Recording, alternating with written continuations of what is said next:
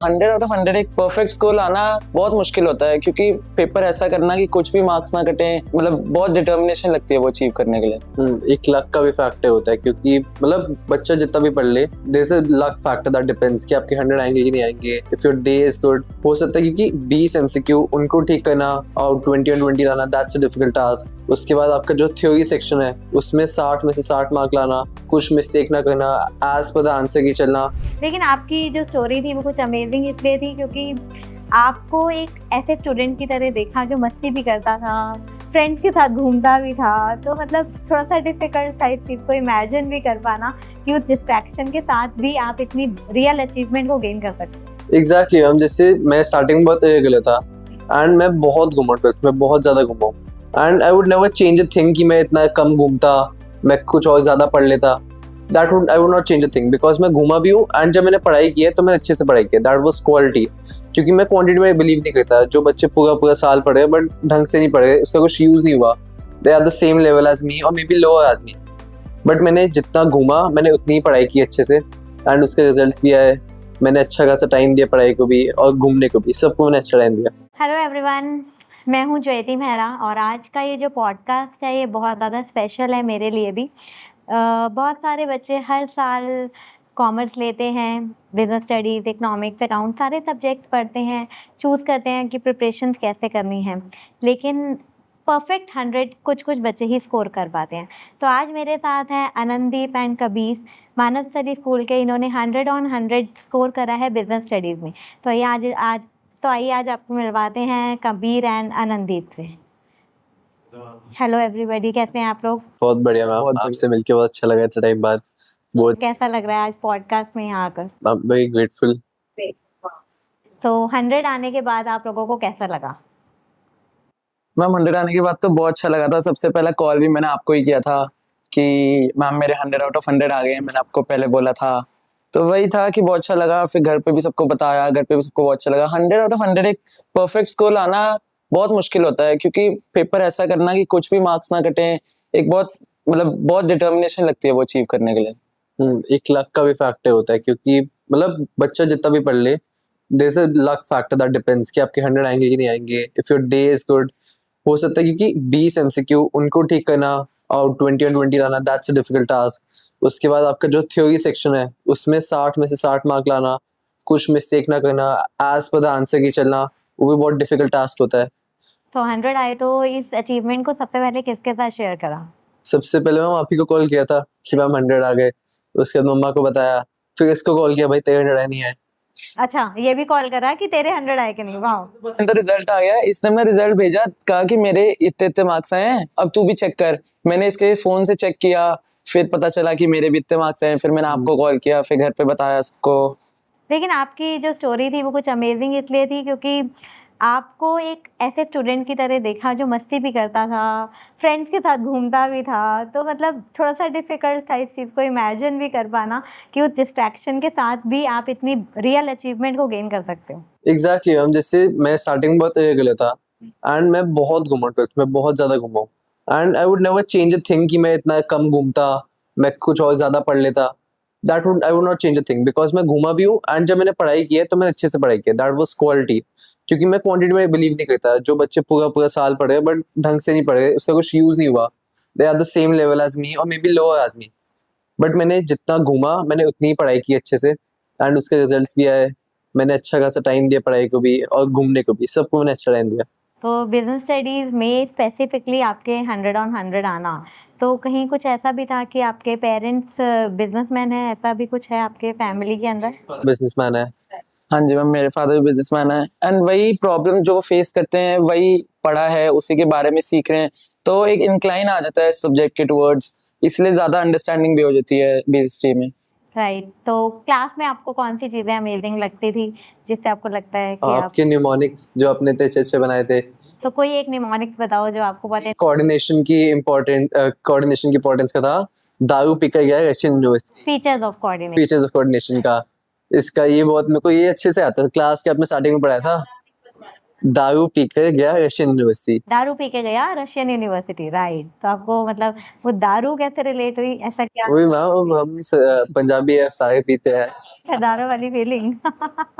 Wow, that's really amazing. तो आपके accordingly कौन सा डिफिकल्ट सब्जेक्ट था? डिफिकल्ट सब्जेक्ट था मैथ्स। तो मैथ्स तो सबसे डिफिकल्ट था, बट मतलब वही था जिसमें तुम कोशिश कर रहे हो, जिसमें तुम मेहनत ज्यादा करते जा रहे हो, तो वो सब्जेक्ट डिफिकल्ट का भी इजी बन जाता है आगे जाके। पहले बीएसटी भी उतना ही डिफिकल्ट लगता था जितना मैथ्स था, क्योंकि बीएसटी कम पढ़ते थे कंपैरेटिवली। थोड़ा सा निग्लेक्टेड सब्जेक्ट था स्टार्टिंग से बीएसटी। तो बिजनेस स्टडीज में कोई ऐसा टॉपिक या कोई ऐसा चैप्टर जो आपको डिफिकल्ट लगा? मार्केटिंग बहुत लेंदी था। बहुत लेंदी, डिफिकल्ट नहीं बट लेंदी था, तो उसकी वजह से करने में आलस आता था, पढ़ने में आलस आता था। हमारे आने वाले स्टूडेंट्स को क्या सजेस्ट करना चाहेंगे? यही सजेस्ट करूंगा कि आप बड़े चैप्टर पहले उठाओ। बड़े चैप्टर। समथिंग तो बड़े चैप्टर पहले उठाओ, बिकॉज मैंने भी ऐसे किया था। 10 दिन का गैप था। I start with marketing, financial management, and मैंने अच्छे 5 दिन ये 2 चैप्टर ही किए। एंड ये 2 चैप्टर में बहुत पक्के थे, because I did everything in writing. मैं कुछ पढ़ रहा हूँ, I am writing that down. मैंने सब सारे नोट्स बना लेते। एक पेज था प्रोसेस का, सारे प्रोसेस एक पेज पे, इंपॉर्टेंस सारे एक पेज पे, ऐसे करके मैंने अच्छे से नोट्स बनाए थे। And I focus on the difficult topics first. तो क्लास में तो कितनी बार होता था कि आपका कॉपी निकालने का दिल भी नहीं करता था? ट्रू फैक्ट्स अगर बात करें।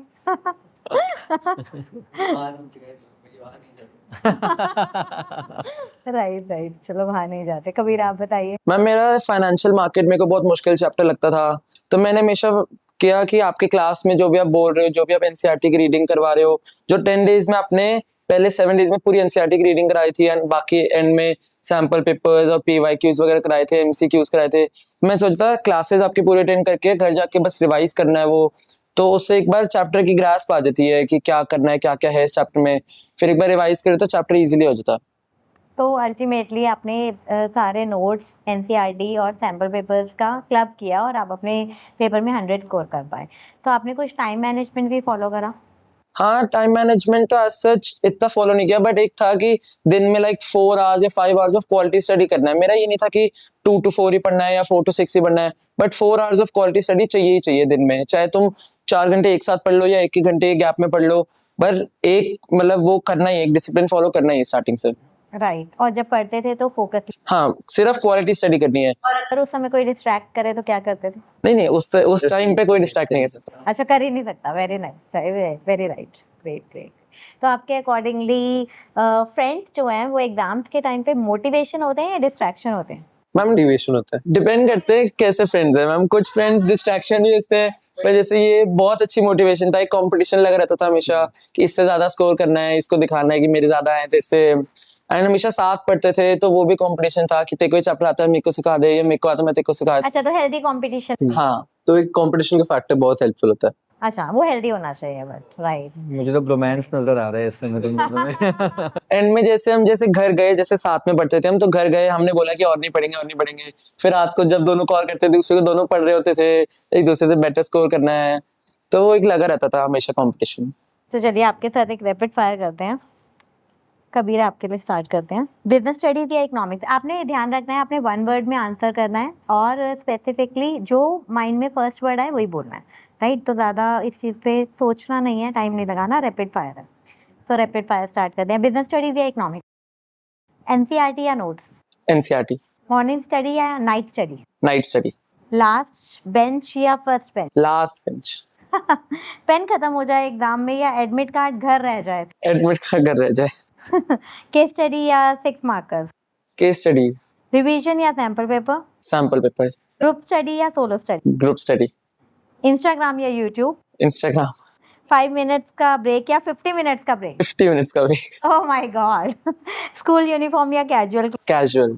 होमवर्क लास्ट डे या same day, homework same day. Same day, attendance के लिए स्कूल या अटेंडेंस के लिए स्कूल जाते हो या पढ़ाई के लिए? अटेंडेंस के लिए। दोस्तों के लिए।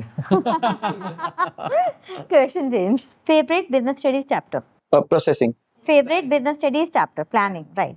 सबसे tough chapter, financial markets. Right. Exam से पहले म्यूजिक या फिर कंप्लीट साइलेंस, म्यूजिक। मम्मी की डांट या टीचर की डांट, मम्मी की डांट। एक वर्ड में बोर्ड्स, बोर्ड्स। हाँ बोर्ड्स के एक वर्ड में डिस्क्राइब करना है। प्रेशर। एक वर्ड में कॉमर्स, लेंदी। एक वर्ड में Jayati ma'am. Understanding. Thank you so much. Anand ji, फिर अब हम खेलेंगे आपके साथ में कौन बनेगा एजुकेशन का किंग। तो सबसे पहले टी या कॉफी, कॉफी। मॉर्निंग स्टडी या नाइट स्टडी, मॉर्निंग। पेन किस कंपनी का यूज करते हो? किसी का नहीं, दोस्त का। क्या बात है। Favourite teacher? नितेश सर। ठीक क्या है। बिजनेस स्टडीज के अलावा फेवरेट सब्जेक्ट अकाउंट्स। होमवर्क या असाइनमेंट, जो मेरे को किसी और बच्चे से मिल जाए, मैं कभी नहीं किया मैंने। ऑनलाइन क्लास या offline class, offline. With Kabir without Kabir, with कभी। बोर्ड्स या प्री बोर्ड, बोर्ड्स। पिज्जा या momos, pizza. Protein. Protein chicken pizza. Okay, reels, paneer भी। पनीर पिज्जा। रील्स या YouTube? Reels. One word for Jayati ma'am, perfect. One word for business studies, understanding. One word for success. Consistency. क्या बात है। One word for parents. Supportive. Great, thank you. एक question मैं put up करना चाह रहा था। अभी हम डिस्कशन कर रहे थे, तुमने बताया कि मैंने इस ईयर के अंदर में आपने सारी पार्टीज वगैरह ऑर्गेनाइज करी, ठीक है, पोस्ट फेयरवेल पार्टी ऑर्गेनाइज करी, कॉन्टी ऑर्गेनाइज करी। मुझे लगता है एक बहुत बड़ा रीज़न ना ये भी है तुम्हारा बीएसटी में 100 लाने के लिए, मतलब क्योंकि वो कॉन्टी को ना प्रॉफिटेबल बनाना और साथ में इंजॉइंग भी बनाना, और ये बहुत अमेजिंग फैक्ट होता है। कुछ उसके तुम कुछ डिस्क्लोज करोगे कुछ पॉइंट्स को लेकर? कुछ पॉइंट्स। मैं क्वांटिटी जो उठाना था, that was one of my first business जहां मैंने पैसे कमाया। क्या मतलब, दैट्स द कीवर्ड, क्वांटिटी उठाना, क्वांटिटी ऑर्गेनाइज करना।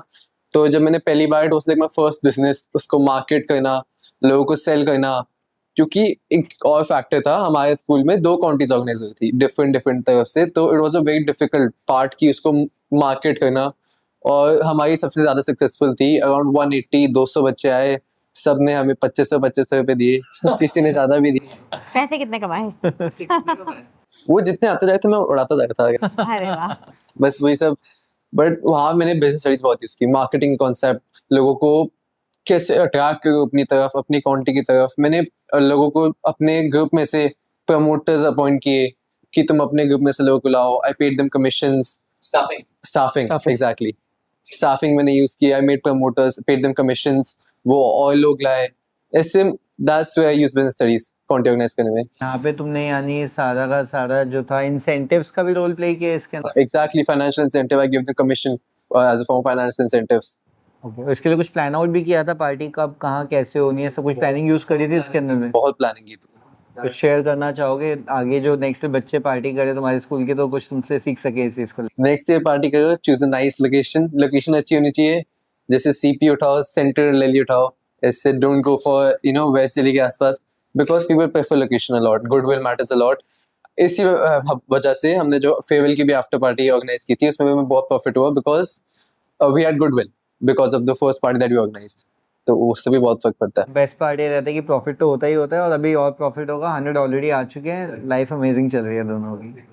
तो हम लोग यही चाहते हैं आप लोगों के लिए कि जैसे ये रियल अचीवमेंट आप लोगों को मिली है, ये लगातार हर साल मिलती रहे आपको, किसी ना किसी चीज़ में आप इस रियल अचीवमेंट को और आगे ले जा सके। तो एक बार आप शेयर करेंगे ये 100 डालने वाला थॉट कहाँ से आया था आपको? मैम आप ही से आया था ये। मेरे को कभी अपने पे इतना कॉन्फिडेंस था नहीं कि मैं 100 स्कोर कर पाऊंगा। जब आपने मेरे से पूछा कि आपने सिर्फ मेरे से पूछा था उस दिन, जब इस दिन एग्जाम था कैंपस पेपर में, कि किसका सब्जेक्ट में 100 लाना है, उस दिन आई रियलाइज कि आपको मेरे में पोटेंशियल दिखता है। तो दैट गिव मी कॉन्फिडेंस कि मैं 100 ला सकता हूँ। तो मैंने बोला मेरे को अकाउंट्स और बीएससी में 100 लाना है। Even though this a very funny fact, मेरे पास एक चिट थी मेरे स्टडी टेबल पे, आई रोट अकाउंट्स/बीएससी 100 और 100। मेरे को लिखा था अकाउंट्स एंड बीएससी, नहीं तो मेरे अकाउंट्स में भी 100 आता है, वाज वेरी श्योर। एंड मेरे बीएससी में 100 आए, बिकॉज सही में बिलीव था कि मेरे 100 आएंगे, और आपको बिलीव था। एंड मैंने दोनों में अच्छा स्कोर किया, अकाउंट्स में 95, बीएससी में 100। तो एक किसी और का कॉन्फिडेंस होना ना आप में, that's a really good motivation. Basically एक ट्रस्ट बहुत बड़ा फैक्टर है। कई बार कोई इंसान खुद पे इतना ट्रस्ट नहीं कर पाता, अगर हम पे कोई वो ट्रस्ट दिखा दे तो हम आसमान छू सकते हैं, और आप लोगों ने वो कर दिखाया।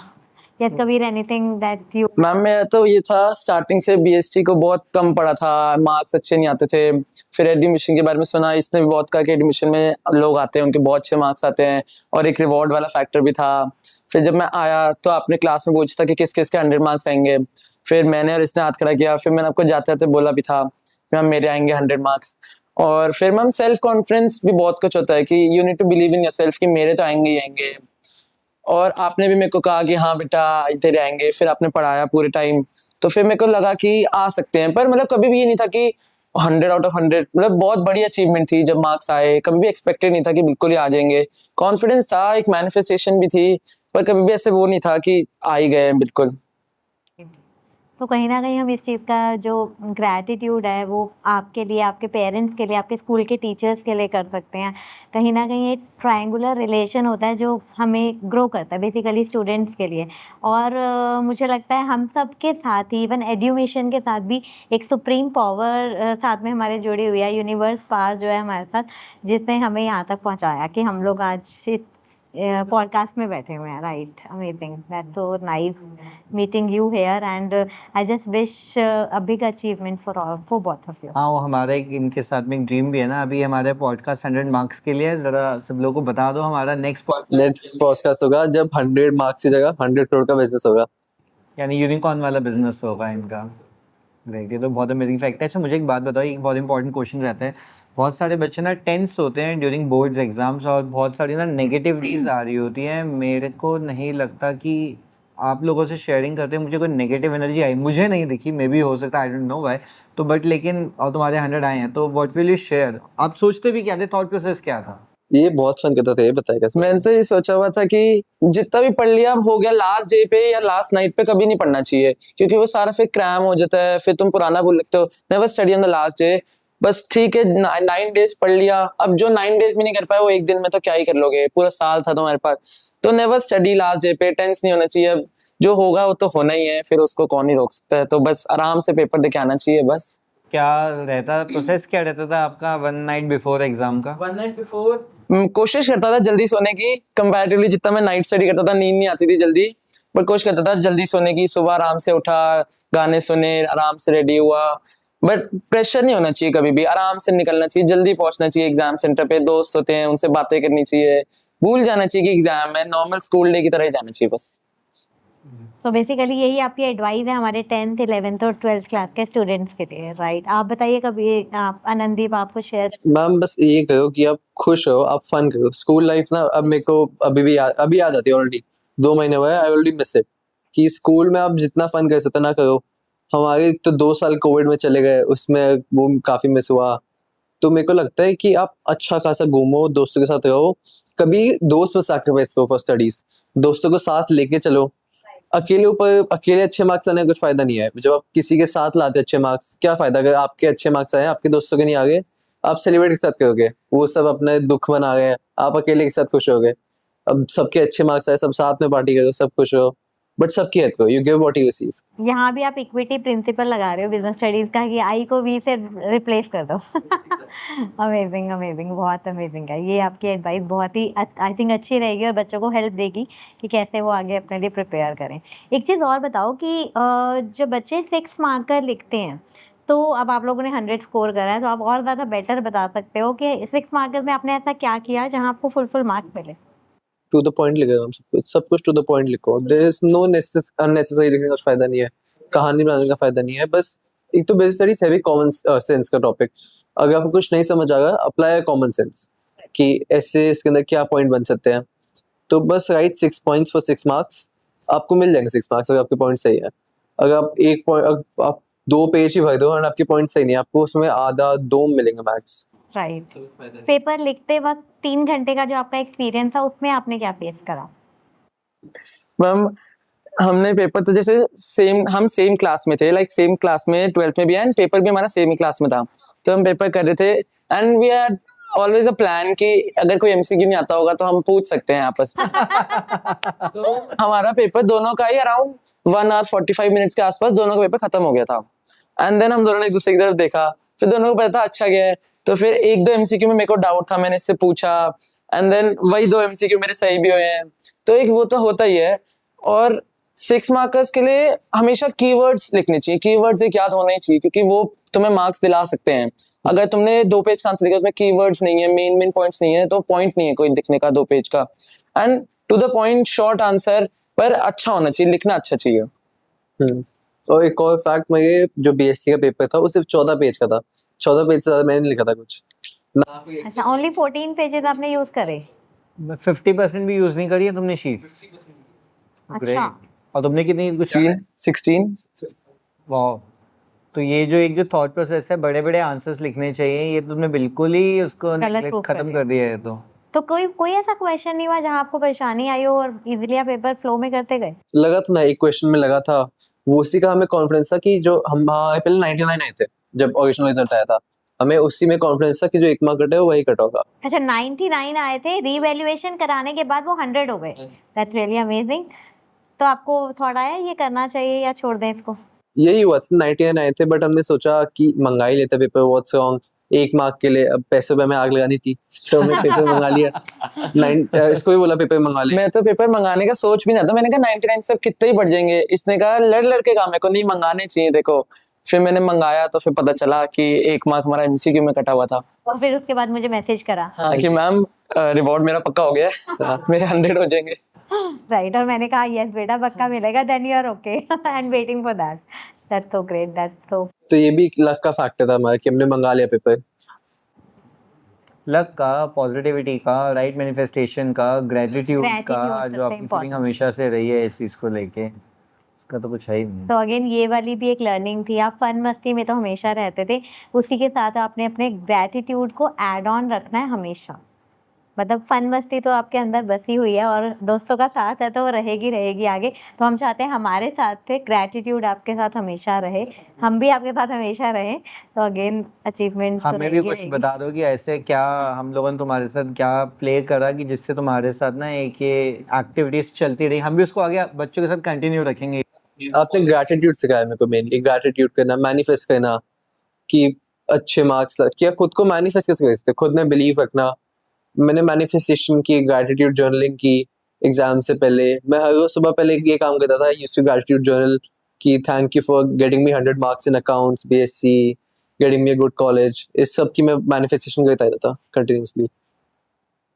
और सर आप दोनों तो मतलब more of a mentor than a teacher, आप लोगों से अपनी प्रॉब्लम शेयर कर सकते हैं।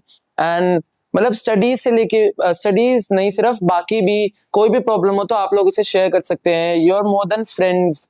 मतलब it's better to study with you, क्योंकि वो सिर्फ पढ़ाई नहीं होती, जैसे जयती मैम की क्लासेस थी या आपकी क्लासेस थी, उसमें सिर्फ पढ़ाई नहीं होती थी, उसमें बातें भी होती थी, हम आपस में बात करते थे, आपसे भी बात करते थे, आप कंसेप्ट को मतलब समझाते थे मोर देन सिर्फ पढ़ाना, तो उसमें बहुत हेल्प हुई है। हाँ, पता नहीं अभी हम लोग कैमरा में इतने अच्छे से शेयर कर पाएंगे नहीं कर पाएंगे। अनंत का तो मेरे को ए से लेके जेड तक सारी कहानी पता है क्या क्या होती थी। वो तो छोड़ो सर, कैसी बात है। वो सच्चाई तो देखो है ना, रील्स भी देखना, फ्रेंड्स के साथ भी घूमना, और भी बहुत सारी चीजें, ज्यादा डिटेल नहीं करते, but again we will just celebrate the success. That's so But great. एक मैंने बहुत इंपॉर्टेंट क्वेश्चन पुट अप करने वाला है, बहुत बच्चों के माइंड में आता है, केस बेस्ड जो क्वेश्चंस होते हैं बिजनेस स्टडीज के अंदर बहुत बड़ी प्रॉब्लम्स क्रिएट करते हैं, तो आप लोग उसको कैसे टैकल करते थे?